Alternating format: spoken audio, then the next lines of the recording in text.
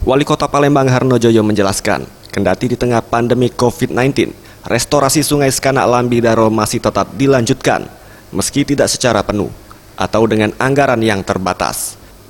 Mengingat sebagian besar APBD Kota Palembang saat ini dialihkan untuk penanganan pandemi COVID-19, sementara untuk restorasi secara menyeluruh akan dilanjutkan tahun 2021, mengingat anggaran yang diperlukan cukup besar yakni mencapai 399 miliar rupiah.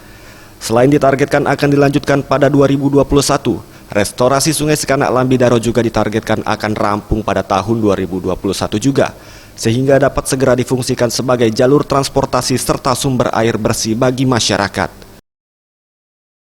Ada penundaan. Sudah tender justru. Ya.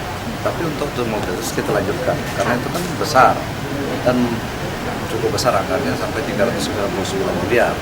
Jadi ini tender sebagian 2021 insya Allah kita usahakan buktinya selesai.